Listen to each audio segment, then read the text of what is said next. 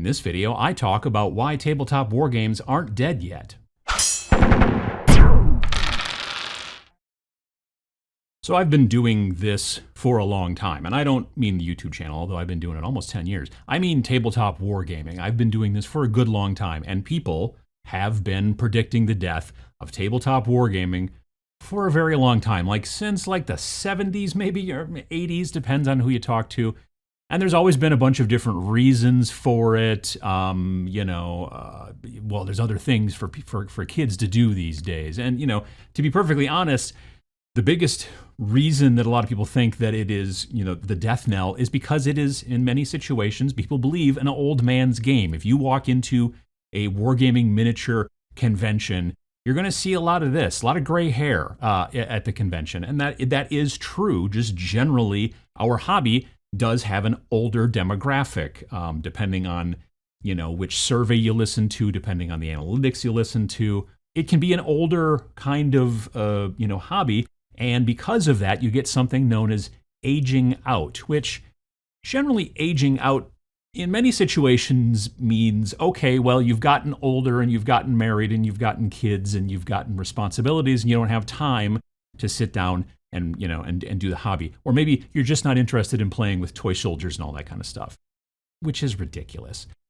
Very frequently, aging out just means straight up, you're dead. You've died. You've aged out of being alive, and now you're not, alive, nor are you playing any war games anymore. And so that's kind of an issue as well, certainly. But if you look at the numbers, actually, tabletop gaming is doing better than ever. Now, admittedly, Games Workshop, the biggest thing in the industry, obviously, did just recently see a little dip in sales as per their most recently released public earnings statement, doohickey. I'm a businessman. But, in fact, the trick is that line doesn't always go up, right? Dips happen. A famous person once said something about people who believe in infinite growth, that they're either madmen or economists.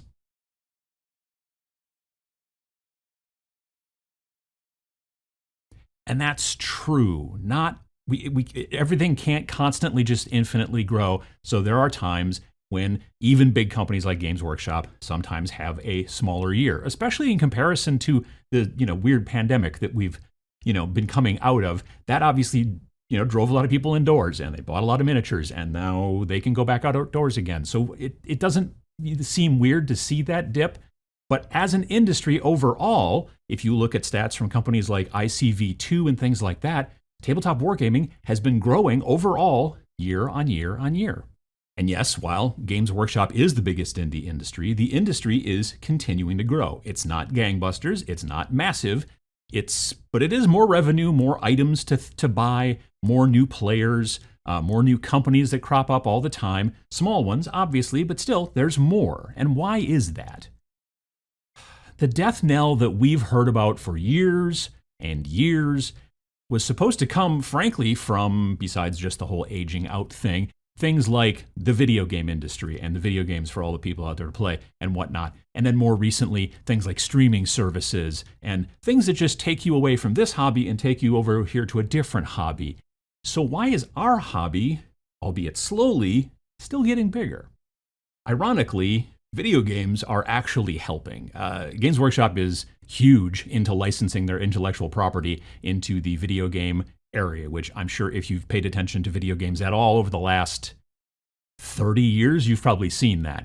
And you would think that what that would do is that it would pull people away from the gluing and the clipping and the painting and the sanding and all that kind of stuff, and they would just be doing this all day, right? But as it turns out, the number of people that I have met at conventions, and admittedly this is anecdotal, but still, the people that I've met at conventions who have come up and said hi to me and say, hey, I like your videos and things like that, which is always lovely, and I've asked them, like, well, what are you doing here at this convention? What, that kind of stuff. The number of folks who've been like, oh yeah, I got into Dawn of War, and now I'm here at Adepticon playing in the 40K tournament. Like, in my mind, that line is amazing. Like, I can tell you right now, if I was into, well, and I used to be into video games a lot more than I am now, a lot more than, but that I don't think there'd ever be a video game that would get me to actually go and buy physical little plastic things and glue them all together like that. I'm interested in that because my brain is kind of different, and that's fine. But there are a lot of folks out there who, through Dawn of War, Space Marine, the Total War series, even to be slightly more recent, have looked at this stuff, played the video game, thought that's cool, started looking more into it online. I've talked to people who've gone from video game to the novels, let's say, Black Libraries, that kind of stuff, and then eventually start buying stuff, and then actually get all the way to the point where they're playing in tournaments at big conventions, big national conventions. It is amazing to me. And if you would ask me as a marketer, is this going to work? I'd be like, I'm not sure, but it seems to do the job. Now, it's not everybody who plays the video game eventually starts, painting, I don't know, Dark Elves or Skaven or Space Marines or anything like that. But the fact that it is bringing more people into that, and it also, generates more money for the company, which they also enjoy as well, these are all win-win. And also, to go in a completely different direction, the ease of being an indie wargame company these days is, well, it's just easier than it's ever been, straight up. I mean, the fact that there's so much electronic media out there, and what I mean by that is the ability to produce your game by using your home computer and having, just the simple ability to type, stuff out and do the layout and the typesetting and all that jazz. We didn't have that back in the 70s. Now, admittedly, I was born in the 70s, so I wasn't trying to make games when I was like 4 or whatever. But the fact is that people were making games back then, and they were very frequently typed and cut and paste and photocopied if you were a smaller indie company. Even if you were a bigger company, if you go back and look at some of the books for the original Dungeons and Dragons, they look like they were made on a photocopier, and it's just the way it works. Even when they started to get into stuff that was like, definitely like hardcover with a color cover, everything else still looked a lot of cut and paste on the inside. And nowadays, everybody just about's got some sort of computer that can do amazing layout. So if you've got that ability, you can create all that stuff. And then you can go, well, I'm going to take it to a printer and then start shipping those books all around the world. Or maybe I'll just make them into PDFs and sell them through places like Wargame Vault and Drive-Thru RPG and all these different places. And then people all over the world can get your book shipped to them for free because they're actually just downloading it, get it instantly, and start checking it out. That's very cool. STLs are exactly the same thing. A little bit newer than PDFs, obviously. But the STLs and three-dimensional printing, it's getting miniatures to all parts of the globe, which used to be really hard. If you had an idea for a really super cool miniature and had the ability to sculpt, you would do that.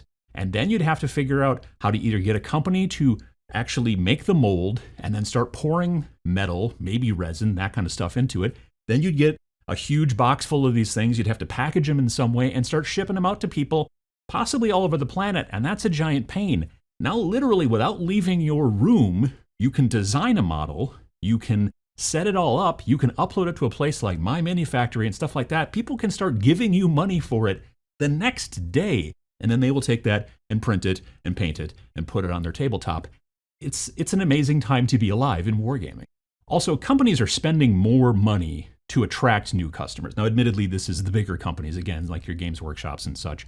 But they are spending more money on the design of amazing models, beautiful rule books with full color and all kinds of crazy artwork and all that kind of stuff. Again, going back to the old Dungeons and Dragons, you can definitely see a difference between what we see today versus what we used to see back then. The novels that I've talked about, and it's not just Games Workshop that makes novels, all kinds of companies do. There's Battletech novels out there, there's War Machine novels, there's all kinds of stuff, audio dramas from different people, and now even streaming services like, again, Warhammer Plus and their animated shows and all that kind of stuff. There's a lot more money being spent to get people into the hobby, and there were folks that were very interested in the very simple kind of black and white stuff. Don't get me wrong, and there still are. But there's also plenty of people who look at that and go, that's a very pretty book. I'm interested in checking it out. Or that's a really interesting looking novel with an interesting back on it. Now I want to read this novel. And these types of things draw more folks into the hobby. And then I think one of the things that's really bringing people into the hobby is the rise of skirmish games. The fact that you can get into a specific skirmish game with 5, maybe 10, maybe 15 models. That's your entire force. Is a much easier hill to climb than to say, okay, well, you're interested in getting into this game. You're going to need to paint and build 50, 60, 80, 100 models so that you can get a 1,500, 2,000 2,500 force, point force, so that you can play with us here at the club or us at the shop or whatever the deal is. The fact that skirmish games make it not only easy for people to get into the game specifically, but also make it easy for people who want to be gaming advocates and get people into the games to very easily build two small forces. Skirmish games that we're seeing from all the way down little indie people all the way up to the big dogs like Games Workshop are bringing more people into the hobby, and that's also, in my opinion, a good thing. And it's also my comfort zone for where I personally want to play, so I'm a big fan. And this part being, I think, the most surprising to me, but even some historicals are growing, like games like Flames of War, Team Yankee, etc., Bolt Action, and that kind of stuff, Saga, and whatnot. Smaller, more traditional historical wargaming, like Napoleonics, where you need 4 books from this company and the thing, and you buy the models from these folks, and the what we think of as traditional historical wargaming. That's not growing as much necessarily. It doesn't necessarily seem, from the kind of anecdotal research that I've done watching some videos like from Little Wars TV. Check out this video here. Pachow talking about, is tabletop historical wargaming dying, from a couple years ago. I don't think so. It just doesn't seem to be growing maybe as much as the rest of the overall hobby. And very frequently, it seems to have the highest risk of actually aging out, in my personal opinion, because when you go to historical gaming conventions, just historical, you see a lot more of this going on than even at places like Adepticon. So, will tabletop wargaming get massive in comparison to, say, like the growth of video games over the last 40 years? Absolutely not. Not ever. Ever. But a thing doesn't have to be the biggest, or else it's useless. You know what I mean? Like, there's plenty of space in the hobby industry altogether, going from everything from video games to, war games to, I don't know, fishing to playing sports and all different types of things. You don't have to be the biggest. You don't have to be $170, $180 billion a year. You can definitely still grow slowly and keep moving and get enjoyment out of it, especially as a person who's into the hobby. The fact that it's not declining, the fact that you're finding the options to find more and more games out there from more and more companies, whether they be big companies, indie companies, cool plastic models, STL files, whatever. Even slow growth is still growth, and it's the best time ever to be a tabletop gamer, in my opinion. We're spoiled for choice. There's so much stuff out there, obviously, to be able to pick up. Again, indie, not indie, whatever. And also, being a nerd and into nerd stuff is on the rise. Look at how much money that Marvel has been making. Look how much money Star Wars has been making over the last 10, 15 years. People don't look at you weird anymore when you talk about how you do something like that, because they probably really enjoy Star Wars TV shows like The Mandalorian, or they really love Game of Thrones or something like that. So it's a great time to be a nerd as well. I hope that this helped you to feel better about your tabletop wargaming hobby, or just getting into the hobby if that's what you're about to do. If you liked this video, I'd appreciate it if you could just click the little thing down there that says you liked it. It is free and it helps out the channel quite a bit. If you'd like to subscribe, you can do that for free as well down there as well. Thanks for watching.